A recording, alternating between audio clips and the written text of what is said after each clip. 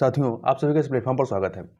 यहाँ पर हम लोग उत्तराखंड पीसीएस 2021 जिसकी प्रारंभिक परीक्षा 3 अप्रैल 2022 को होना संभावित है, उसके लिए उत्तराखंड स्पेशल देख रहे हैं। और यह जो उत्तराखंड स्पेशल का जो मटेरियल है हम लोग देखेंगे, यह घटनाचक पब्लिकेशन के द्वारा उत्तराखंड तथ्यशास्त्र नाम से मैगजीन निकाली गई है, उसी को यहाँ पर हम लोग देख रहे हैं। तो सबसे पहले हम लोग उत्तराखंड के संबंध में एक जो भी मोटा मोटी चीजें हैं उनको यहाँ पर हम लोग देखने का प्रयास करेंगे। तो चलिए प्रारंभ करते हैं। सबसे पहले आप यहाँ पे उत्तराखंड के मैप को देखिए। उत्तराखंड में जो है कुल कितने जिले हैं? कुल आपके 13 जिले हैं। 13 जिलों से पहले बात करने से पहले इसकी बाउंड्री किससे किससे लगी है इसको थोड़ा सा समझ लेते हैं। तो यहाँ पर देखिए, ये वाला हिस्सा जो है आपका चाइना से लगा हुआ है। चाइना कह सकते हैं या तिब्बत, चूंकि तिब्बत इस समय चाइना के कब्जे में है, तो चाहे चाइना कहिए या तिब्बत कहिए। और वहीं इधर आपका नेपाल है, यहाँ पर आपका यूपी है, और फिर यहाँ ऊपर आप देखेंगे तो हिमाचल प्रदेश है। तो 2 राज्यों से, हिमाचल प्रदेश और उत्तर प्रदेश से घिरा हुआ है। इसके अतिरिक्त यहाँ के जो 13 जिले हैं, इन 13 जिलों को भी एक बार आप देख लीजिए। तो इधर आपका उत्तरकाशी है, चमोली, पिथौरागढ़, बागेश्वर, चंपावत, उधम सिंह नगर, नैनीताल, अल्मोड़ा, पौड़ी गढ़वाल, रुद्रसागर, टिहरी गढ़वाल, देहरादून और ये यहाँ पर आपका हरिद्वार है।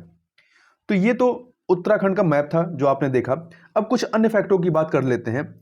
तो जैसे राज्य के विस्तार की यदि बात करें तो इसका जो भौगोलिक क्षेत्रफल है वो आपका 53,483 वर्ग किलोमीटर है। 53,483 वर्ग किलोमीटर है, जबकि भारत का कुल भौगोलिक क्षेत्रफल देखेंगे तो 32,87,263 वर्ग किलोमीटर है। तो यदि कंपेयर करेंगे तो भारत के कुल भौगोलिक क्षेत्रफल का जो उत्तराखंड का क्षेत्रफल है, भौगोलिक क्षेत्रफल, वो 1.63% आता है।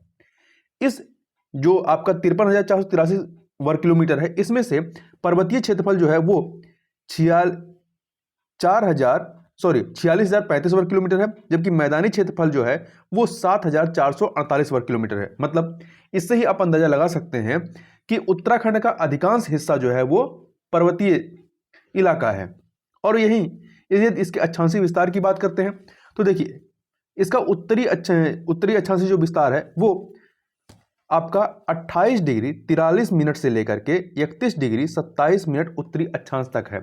और इनका डिफरेंस देखें कितना है, तो जो विस्तार है ये अक्षांशीय विस्तार कितना है, 2 डिग्री 44 मिनट का आता है। मतलब इन दोनों का डिफरेंस जो है। वहीं देशांतरी विस्तार देखें तो 77 डिग्री 34 मिनट पूर्वी देशांतर से लेकर के 81 डिग्री 2 मिनट पूर्वी देशांतर के मध्य ये विस्तारित है। और यहां पर देशांतरी विस्तार कितना है, तो ये आपका आता है 3 डिग्री 28 मिनट। अब थोड़ा सा और चीजों को देखें तो राज्य की लंबाई यदि बात करें, राज्य की लंबाई मतलब पूरब से पश्चिम की ओर इसकी जो लंबाई है वो कितनी है, 358 किलोमीटर है। जबकि राज्य की चौड़ाई उत्तर से दक्षिण यदि देखें तो ये 320 किलोमीटर है। मतलब राज्य की लंबाई ज्यादा है, पूरब से पश्चिम इसकी लंबाई ज्यादा है। अब कुछ अन्य फैक्टों की भी बात कर लेते हैं कि उत्तराखंड राज्य का गठन कब होता है। तो उत्तराखंड राज्य का गठन जो है ये 9 नवंबर 2000 को हुआ था, और ये उत्तरांचल के नाम से इसका गठन किया गया था। बाद में 1 जनवरी 2007 को इसका नाम उत्तराखंड पड़ा, और इसका पौराणिक नाम क्या रहा है, केदारखंड या मानसखंड था। जबकि इसकी राजधानी की बात करें तो इसकी अस्थायी राजधानी अभी देहरादून है। प्रस्तावित राजधानी कौन सी है, गैरसैंड है।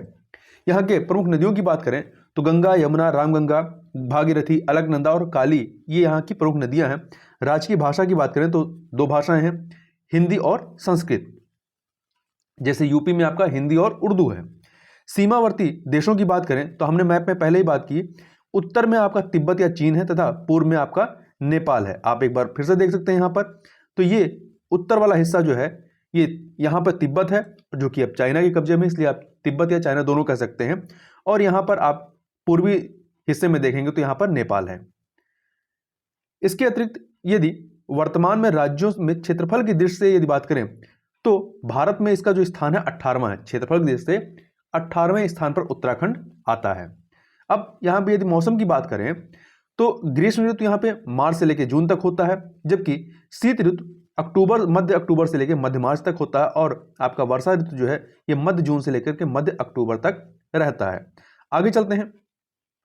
यहां पर हम लोग बात कर लेते हैं 17 मार्च 2021 को अर्थ एवं संख्या निदेशालय नियोजन विभाग उत्तराखंड सरकार शासन द्वारा जो प्रकाशित सांख्यिकी डायरी है उसके अनुसार जो महत्वपूर्ण आंकड़े हैं यदि उनकी चर्चा यहां पर करें तो वर्तमान में जिलों की संख्या कितनी है? 13, जिसको हम लोगों ने अभी मैप में कुछ समय पहले देखा है। तो जिलों की संख्या आपकी 13 है। मंडलों की संख्या कितनी है? 2 हैं, कुमाऊं मंडल और गढ़वाल मंडल। और वहीं नगर निगम कितने हैं? तो देखिए नगर निगम पहले 8 थे, अब 9 हो गए हैं।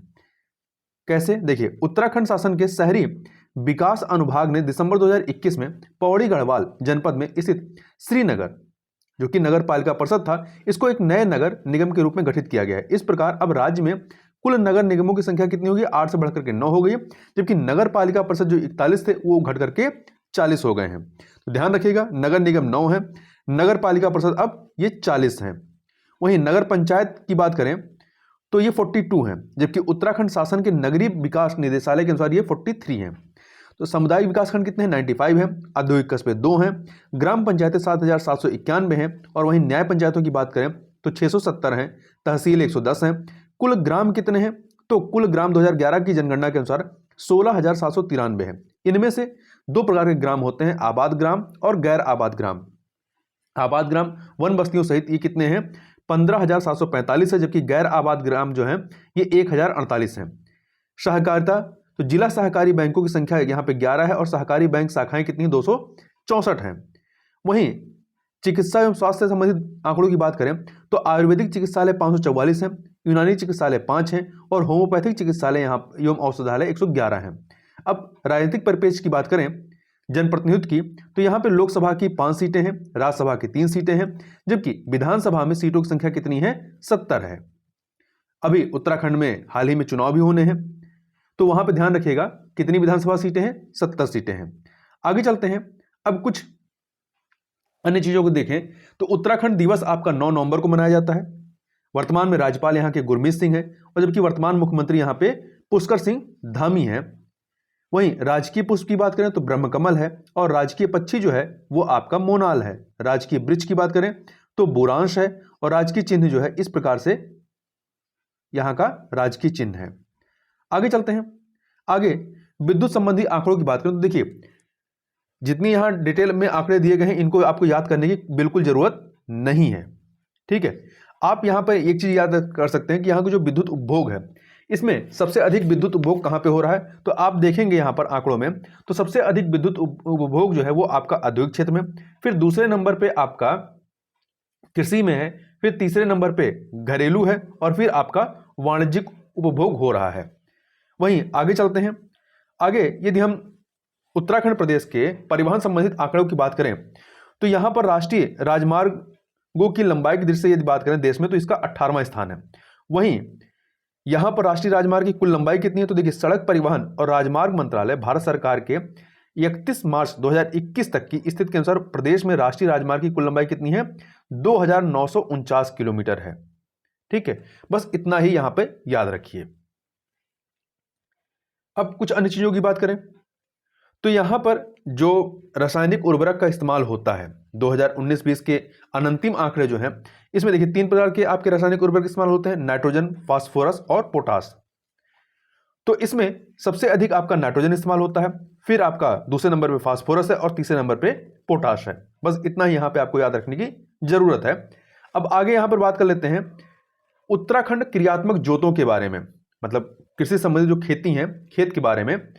तो यहां पर देखिए कुल जोतों की संख्या कितनी है, यह है आपका 8,81,305, जबकि सीमांत जोतों की संख्या कितनी है, यह है आपका 6,59,062।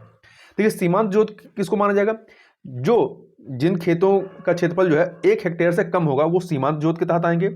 लघु जोतों में 1 हेक्टेयर से अधिक और 2 हेक्टेयर से कम।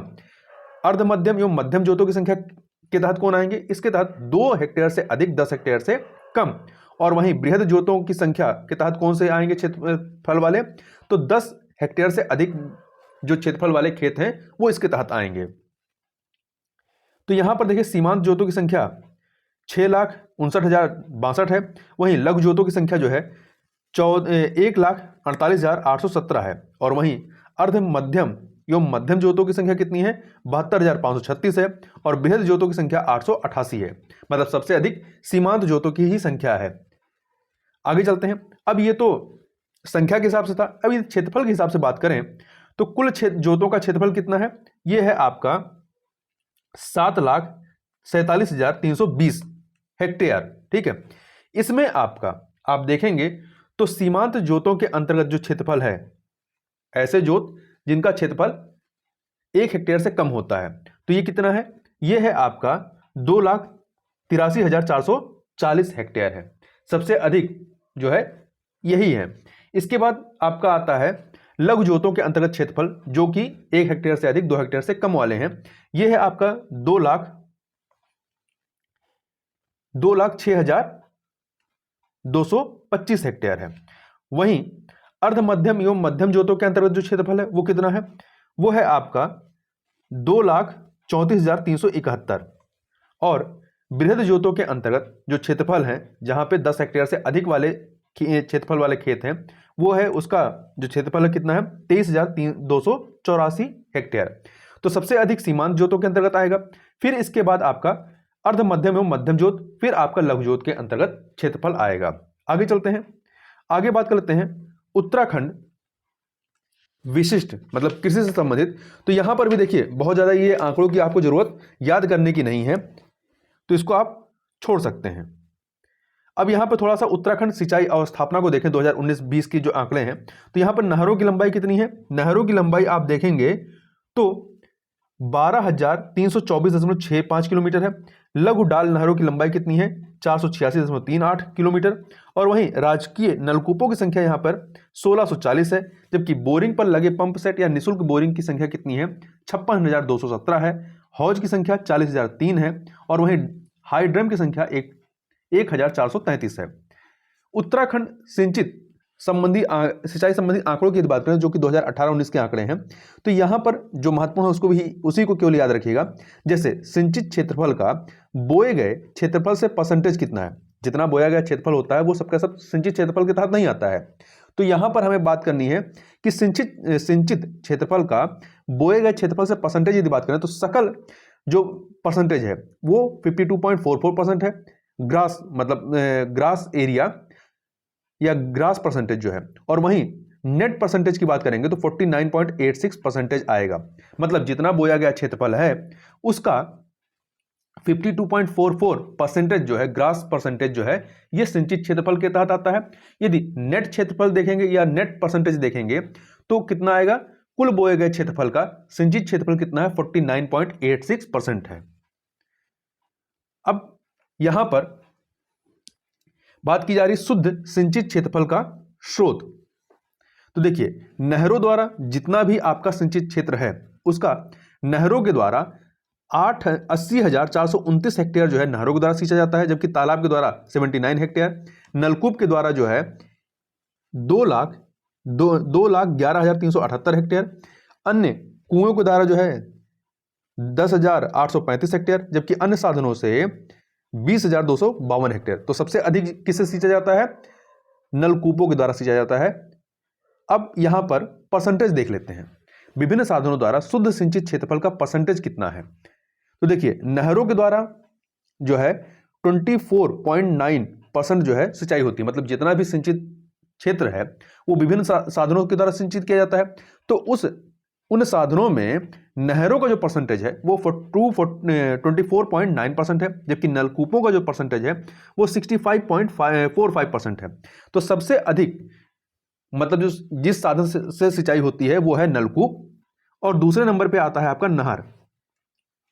इसके बाद अन्य के माध्यम से जो है, मतलब कुएं और तालाब को छोड़ करके, नलकूप, नहर, कुएं, तालाब को छोड़ करके जो अन्य साधन है उनके माध्यम से 6.27% जो क्षेत्रफल है वो सींचा जाता है। कुएं के माध्यम से 3.55% और तालाब के माध्यम से 0.02% सींचा जाता है। अब आगे बढ़ते हैं। उत्तराखंड मुख्य फसलों के अंतर्गत जो क्षेत्रफल है यदि उसकी बात करें तो यहां पर भी आपको देखिए आंकड़े रटने की जरूरत नहीं है। हम क्रम देख लेते हैं कि सबसे अधिक किसके तहत क्षेत्रफल आता है। तो इसमें आप देखेंगे गेहूं कि खेती के तहत जो है सबसे अधिक खेती का क्षेत्र जो है, सबसे अधिक क्षेत्र पर जो है गेहूं की खेती होती है, कितने हेक्टेयर पे? तो 3,03,283 हेक्टेयर पे। वहीं दूसरे नंबर पे चावल है, दूसरे नंबर पे चावल का है, और तीसरे नंबर पे आप देखेंगे तो रागी है, फिर चौथे नंबर पे आप देखेंगे तो गन्ना है। क्या है? गन्ना है। तो इतना ही आप 4 स्थान याद रखिएगा। अब आगे चलते हैं हम लोग। आगे उत्तराखंड फल, सब्जी, आलू, मसाला तथा पुष्पों के अंतर्गत जो क्षेत्रफल है, यदि उसकी थोड़ी सी बात करें तो देखिए यहां पर फल के तहत जो क्षेत्रफल आता है वो है आपका 1,81,485.55 हेक्टेयर क्षेत्रफल फल उगाए जाते हैं। जबकि सब्जी जो है आपका वो 72,071.35 हेक्टेयर पे सब्जी उगाई जाती है। और आलू जो है आपका, तो यहां पर भी ये जो आंकड़े हैं इनको आप छोड़ दीजिए। उत्पादन भी जो है इसका भी बहुत ज़्यादा महत्व आपको रटने की नहीं है। अब यहाँ पर आप यहाँ पे जो टेबल बनी है इसमें आप बस इतना देख सकते हैं कि यहाँ पर कौन कौन से फल उगाए जाते हैं। तो इसमें आपके नींबू प्रजाति है, आम है, लीची है, आंवला है, अमरूद है, और नाशपाती है, आड़ू है, पल्म है, खुबानी है, अखरोट है। इसके अतिरिक्त आपका सेब है और कुछ अन्य फलों को भी यहाँ पर उत्पादित किया जाता है। अब यहाँ पर जो है आपके प्रमुख जो सब्जियां हैं उनका उत्पादन दिया गया है, तो इसको भी आपको यहाँ पे याद करने की कोई जरूरत नहीं समझ में आती है। अब आगे चलते हैं। उत्तराखंड वन स्थिति संबंधी जो आंकड़े हैं उनकी बात कर लेते हैं। अभी हाल ही में वन स्थिति रिपोर्ट 2021 जारी की गई है।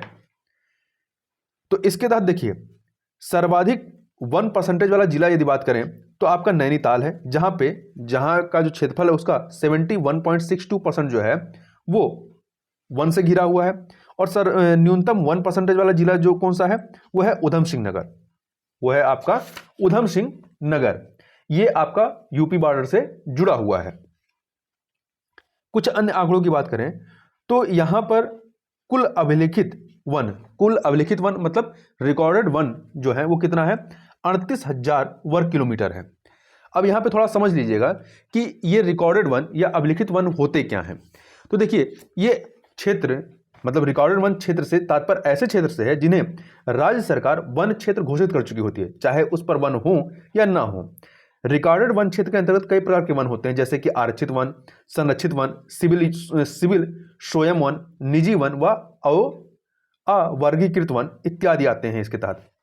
तो इस प्रकार से जो रिकॉर्डेड वन या अभिलिखित वन है, वन क्षेत्रफल जो है ये कितना है? 38,000 वर्ग किलोमीटर है। और प्रदेश के कुल भौगोलिक क्षेत्रफल का यदि अभिलिखित वन परसेंटेज निकालेंगे तो कितना आएगा? 71.05% जो है ये अभिलिखित वन क्षेत्र के तहत आता है। वहीं कुल वृक्षावरण एवं वनावरण की यदि बात करें, यहां परसेंटेज लिखा है, परसेंटेज हटा दीजिए, तो इसकी बात करें तो ये है 8,521 वर्ग किलोमीटर, जिसमें वृक्षावरण जो है वो 1,001 वर्ग किलोमीटर है और वनावरण 7,520 वर्ग किलोमीटर है। वनावरण के अंतर्गत जो क्षेत्रफल है आपका वो कितना है? वो है आपका 24,305.13 वर्ग किलोमीटर। और राज्य के कुल भौगोलिक क्षेत्रफल का ये परसेंटेज कितना है वनावरण का? 45.44% है। और इसमें भी जो वनावरण है इसमें 3 कैटेगरी के तहत आते हैं: अति सघन वन, मध्यम सघन वन और खुले वन। तो इसमें देखिए अति सघन वन के तहत जो है 9.45% हिस्सा आता है, मध्यम सघन वन के तहत 23.87% आता है और खुले वन के तहत जो है 12.12% हिस्सा आता है। आगे चलते हैं। आगे हम लोग बात कर लेते हैं उत्तराखंड वन्य जीव एवं राष्ट्रीय उद्यान के संबंध में। तो यहां पर देखिए राष्ट्रीय उद्यान कितने हैं? तो कुल 6 राष्ट्रीय उद्यान हैं। इनके नाम देखिए: कार्बेट राष्ट्रीय उद्यान, नंदा देवी राष्ट्रीय उद्यान, फूलों की घाटी राष्ट्रीय उद्यान, रायाजी राष्ट्रीय उद्यान, गंगोत्री राष्ट्रीय उद्यान और गोविंद राष्ट्रीय उद्यान। और वहीं वन्यजीव विहार की बात करें तो 7 वन्यजीव विहार है: मसूरी वन्यजीव विहार, केदारनाथ वन्यजीव विहार, गोविंद पशु वन्यजीव विहार, अस्कोट वन्यजीव विहार, सोना नदी वन्यजीव विहार, बिनसर वन्यजीव विहार और नंदोर वन्यजीव विहार।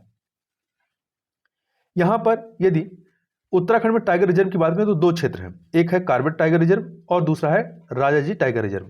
देखिए जो नंदोर वन्यजीव विहार है यहां पर भी जो है काफी मात्रा में शेर, मतलब ये जो टाइगर हैं ये पाए जाते हैं।